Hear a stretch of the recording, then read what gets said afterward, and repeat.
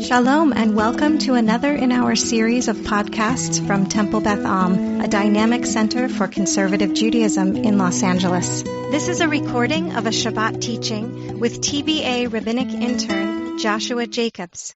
Today for our learning, obviously we have Parshat Korach. First thing that happens is the big rebellion, which made me think that it might be nice to dive into Musar, into some examining of virtues and values, which clearly seem to be misaligned during the Korach revolt. So hopefully you're able to access the sheet. I'm going to share it for those who don't have it with them. Okay, can everybody see it okay? All right. So this first drash, most of this is going to be Hasidic drashes. And I'll give a little bit about the bios afterwards. But would anybody be interested in reading this first one? This is diving into that first, one of the first verses we get, Rav lechem b'nei Levi, you take too much upon yourselves, sons of Levi. When Korach comes to Moses and says, why are you the one who gets to be in charge? Aren't we all holy? I should be able to do more. And Moses responds, you take too much upon yourselves. You already have the priest. You already have these great roles as Levites. Would you seek the priesthood as well? You take too much upon yourselves. Any volunteer to read this first source? Feel free to unmute and jump right in. Great. Joanna, please. I think you're muted. If there's a way to unmute Joanna, that'd be great. Maybe I have the power to do it. Great. I think you should be good now. Okay. I'm unmuted now? Mm-hmm. Great. You take too much upon yourselves, sons of Levi. And Korach, who was wise, literally open, how did he fall into such foolishness? His eyes caused him to sin, according to Rashi. It's possible to say, according to what was brought in the work, Noam Elimelech. It is established for us that a blind person is exempt from the appearance offering, a particular sacrifice, as it is written, he will see, yirah, voweled differently than the accepted translation, which is yira'eh, he will appear. Great. So I'll just pause there for a little context. You may have picked it up by the little parenthetical there, but basically the accepted translation of what he's referring to is a verse that says, this person will appear before the sanctuary to offer this sacrifice. But what they're doing is they're vowing it differently. Instead of yira'eh, he will appear, they're vowing it yirah, which means he will see and offer this sacrifice. So it's saying if a person can't see, if a person is blind, they would therefore be exempt from offering this particular sacrifice. So it's an interesting read here. Whether or not you buy that that's legitimate, it's necessary for this drash that a blind person would not be able to offer this particular offering. So Joanna, you can pick back up at meaning. Meaning, a person needs two eyes, one eye to see and to observe the greatness of God, and the second eye to see one's own baseness, humility. And one who is blind in one of his eyes, meaning he has one eye to see the greatness of God, the Creator, but is missing the second eye to see his nothingness, is deficient in the mitzvah of appearance. And the high priest who enters the sanctuary, this entrance was a test of appearance for him, and he needed two eyes. But Korach wasn't fit for the high priesthood, because even though he arrived at the exalted level and saw the greatness of God, he was missing the second eye to see his baseness. He saw a great chain of descendants that would come from him, according to Rashi. They are all holy, Numbers 16:3. You would seek the priesthood also, later in Numbers, same chapter, and this is the meaning of his mind's eye misled him, according to Rashi. So, yeah, the end there is a bit jumbly, in need of some context, and it's a bit complicated. I think the message is actually pretty clear, which I'm going to ask you all for your feedback on that in just a moment, but it's kind of delivered in a complicated paragraph. So thank you. You did a beautiful job reading that. The end there is just the weaving together of these different verses to sort of explain the Korach's psyche behind it. There's a midrash, or Rashi says that Korach saw a great chain of descendants that would come from him, and that was what led him to this revolt, saying, if Moses gets all the glory, and I know that I have great descendants that come from me, why should I be in the shadow of all these great leaders, Moses and then my descendants? Clearly, I have to be a person of note as well. So he goes to Moses and seeks higher power. They're all holy, right? We know that if we're supposed to be a Goy Kadosh, a nation of priests, and a holy nation, then it shouldn't be so centralized. We should all be able to have this kind of power. And leading to Moses's verse, which is what we're drashing on, right? You would seek the priesthood also. You take too much upon yourself, and this. And Rashi says what this means is that his mind's eye misled him. So we go into this conversation about eyes and sight. So I want to open it up for some reflections on this piece. Do you agree with it? Does it resonate with you, this idea of having two eyes, one to see God's greatness, the other to see our baseness? Korach clearly had one because he was a person of note. That's what they're grappling with here. He wasn't just Joe Schmo. He was a very respected person of status and power and wisdom and insight. So how could he have done something so terrible? It must be that while he had one eye to see God's glory, he was, forgive the language, but blind in the other eye. He was missing the capacity to see his own limitation. So I wonder if this resonates with anybody. And in particular, we'll talk more about how it weaves into the next passage. But any thoughts and reflections on this one? Yes, I see a hand. Annette, I think you're still muted.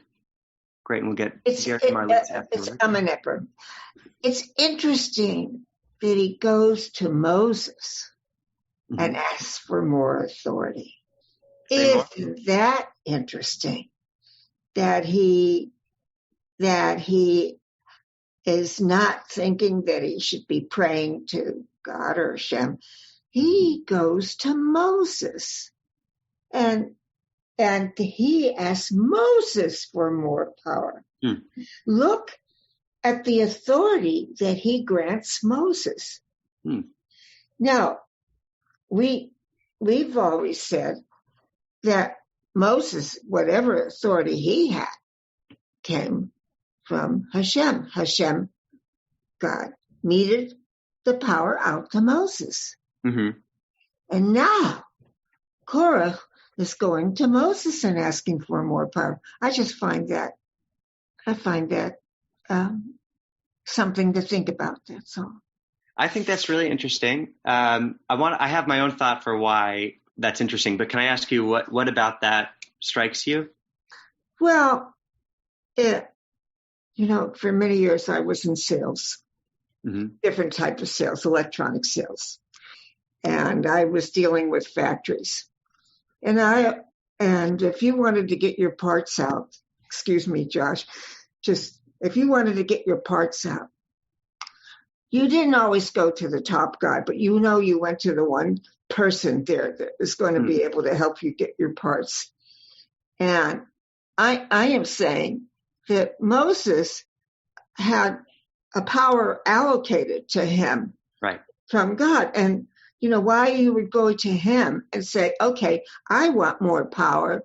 It's not clear to me, because I don't know that Moses would really say, okay, you should have this. What you're saying is, okay, if you want him to be your agent and say, if you want to be have a little humility and say, I would like for you to speak on my behalf. Right. Thank you. No, I think that's really interesting. If Korach was so devout, he would know that the source of authority comes from God, not Moses. Moses, in fact, didn't want it. Moses said, send somebody else, right?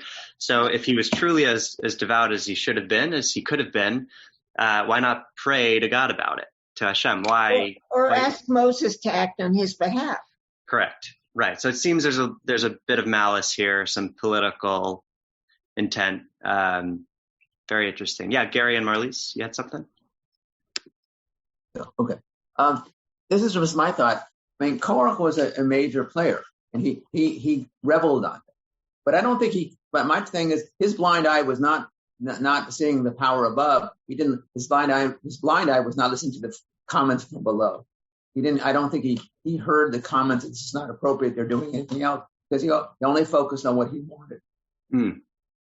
Nice. So that was a blindness, and that he was consumed with his own wants and needs and not those of others, which any good leader should be prioritizing.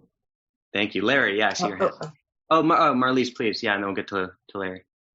Cause I guess the word nothingness to me seems rather extreme. But good. At the same time, you talked about limitations, and Annette said humility. So I think just not being so grandiose. Great. So is what I would. As we're error for being so grandiose. Yes, thank you. No, I think that's a really good thing to point out, and keep it in mind as we go to our next text. I want to get to the other hands. I'm not going to move on just yet, but literally the word in Hebrew is like efesut, from the word ephes, zero-ness, right? So it actually is kind of an accurate translation, nothingness, or shefelut too, like lowness, like shefelah, plain, right? So it is kind of a severe word, but you're right. It seems to be too imbalanced there, because at the end, right, I'm bringing this as an exploration in character.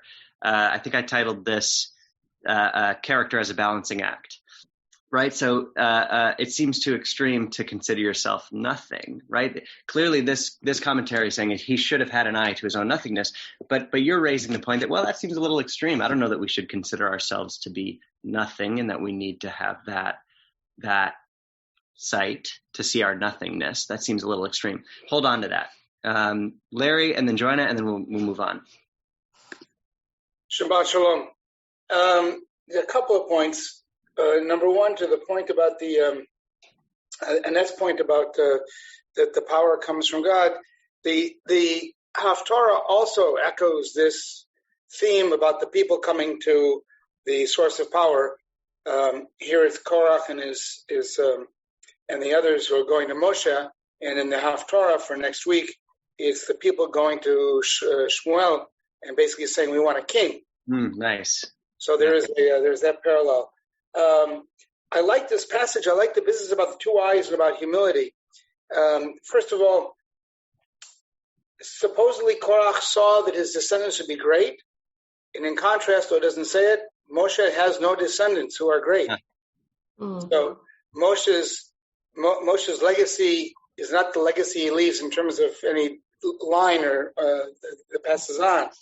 So that, to some extent, teaches us that that's not what's important. What's important is your teaching.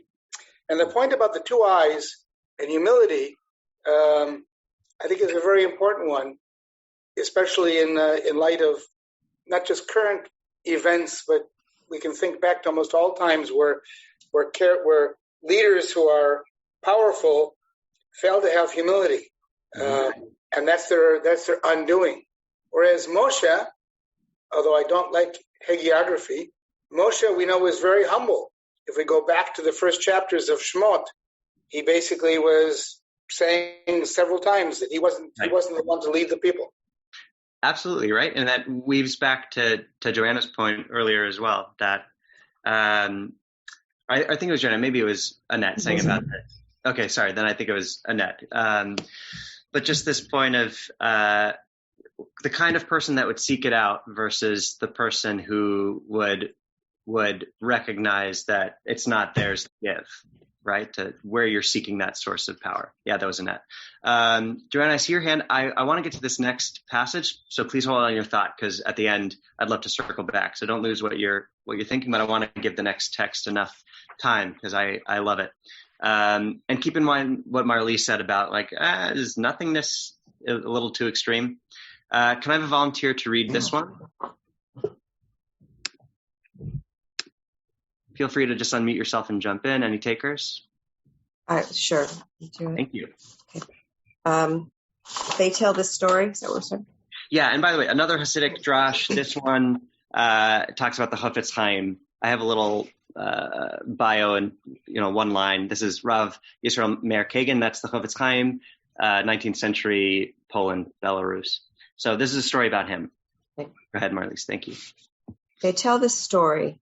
Once the Chafetz Chaim was walking in his tower in Radzin, his town. Belarus. He's walking around his town. His town in Radzin, Belarus, on a dark and stormy night. The street was empty of people. A stranger delayed him, who arrived on his carriage, and asked him, "Where does your Rav live?" The tzaddik, the Chafetz Chaim. The Chafetz Chaim answered him, "Firstly, he is not a Rav, and second, he is no tzaddik." The stranger said to him in astonishment, "What are you saying? Everyone takes him to be a God-fearing man and a tzaddik." The Chafetz Chaim again responded to him, "What everyone says, that isn't anything. The world doesn't know him. I know him better and I can assure you that this is a big exaggeration and hyperbole." The man became very angry and let strong curses slip from his mouth and finally whipped him with the whip that was in his hand. The Chafetz Chaim was very saddened that he brought this man into sin. After a short while, when the Chafetz Chaim returned home, he found the man sitting outside his house, waiting for him. When the man realized that this was the Chafetz Chaim, the same man he cursed and whipped, he was so shocked that he nearly fainted. The Chafetz Chaim calmed him and persuaded him with his words, saying to him, "It's nothing. You didn't do anything wrong. In righteousness did those lashings come to me, because it's not only forbidden to speak lashon hara, slander, gossip, ill words against others, but also about oneself. It is forbidden to speak lashon hara." Great. Thank you. So any thoughts and reflections? I love this story. I want to know if it hits you the same way, and particularly if you can compare and contrast it to the first story about, right, with an eye to Musar. What values can we glean from these texts? How should we walk through the world? The first text says 2 eyes, one towards God's greatness and the other to your nothingness, specifically your nothingness. And then this text seems to say, well, there's a danger to this nothingness thing, because then you end up speaking so ill of yourself that you're committing lashon hara against yourself. And I think the whipping is an interesting symbol too, because it's a device in this story here that the stranger gets so angry that you're bad-mouthing the great Rav that he feels the righteous indignation to whip, ironically, the Chafetz Chaim himself. But I think there's that like self-flagellation imagery there too, of like what happens when we are so hard on ourselves that we whip ourselves. Any thoughts, reflections on this, comparing and contrasting? How should we walk through the world according to these Hasidic teachings? Well, it's please. I was just going to say it's sort of in the title of your teaching about having balance in your self-regard, and it's probably the regard of others as well, not to exaggerate, kind of see realistically and understand everyone has flaws and attributes. Yeah, it's absolutely a balancing act, seeing that everybody has flaws and nobody's perfect. But I also wonder if there's I'm in my late 20s, and so I'm speaking of a certain life experience, and I wonder, on this call are people of all different ages and experience, and I wonder how our experiences differ, because for me, I'm in a stage of my life where I really struggle with this being too hard on yourself. I'll just say, I'm in Cleveland because unfortunately my fiance's grandfather just passed away in a tragic, unexpected way, and I figured, even though she's in rabbinical school too, she could certainly lead the service for the Shiva Minyan, but she's Nogea B'Davar, she's too emotionally involved in this. I'm happy to step up and lead. So I led the Ashrei. And in Beth Am Shivas, I think usually you do it silently. Everybody sort of, you say the first verse and everybody then goes and does it. So I was doing that, and then I got nudged by one of Alex nudged me and said, you should say the whole thing out loud.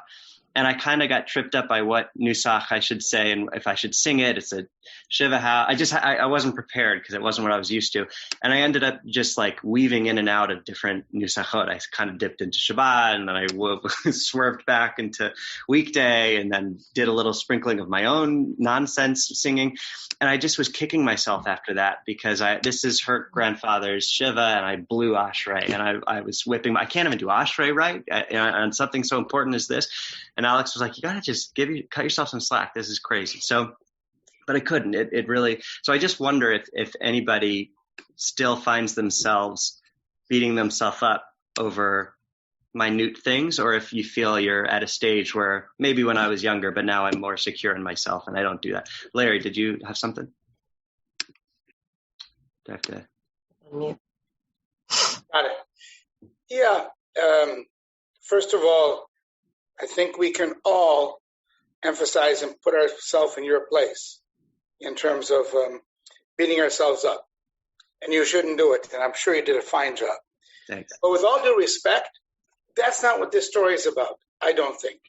And this is not what the contrast in Korach is about. Because what it's really about is the false modesty. The false modesty that the Chafetz Chaim had in saying to the guy, he's not such a great guy, don't worry about it. Where he simply could have acknowledged who he was to the gentleman. And he could have said, your praises are too much for me. And that's all this really required. The story that you're telling is another one for a different time that I can't help you with because I need the same sort of help. And I think that the contrast here is that an amount of a false modesty, not simply beating yourself up for your failures, is also, it needs to be balanced with the confidence that one has in oneself. Great. So whereas I would have read this and my sort of chiddush or what I gleaned from this would be, be humble, but don't be self-flagellatory. That's the right balance. You're saying, no, the danger isn't self-flagellation. It's false humility. That's the real danger. Not being truthful. Not being truthful. He's not acknowledging who he was. And because he wasn't truthful, he let the man embarrass himself. And that was the sin. That he caused somebody to be embarrassed. This is a pretty well-known story. When you lead somebody into a way that they're going to be embarrassed, it's on you, not them. And you've put them in a particular situation. If you're leading a service next time, and you are going to be a fabulous rabbi, so you say, what's the custom here? Yeah.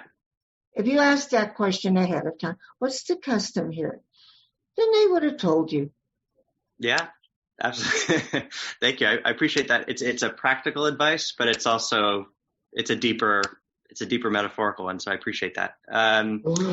I'll just say the final text here I added just because I felt I needed to. I'm sure most of us are familiar with this one, but in terms of the balancing act, this has a nice image of two pieces of paper. It could be the same pocket, but for the sake of a literal balance here, I imagined one in one pocket and the other, keeping you literally navigating the world, walking through it in a balanced way.